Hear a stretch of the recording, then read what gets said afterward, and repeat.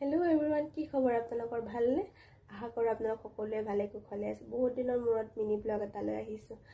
Sunday বুলি ভাবিলোঁ গাহৰি বনাওঁ। দাদা আৰু মই গাহৰি বনালোঁ।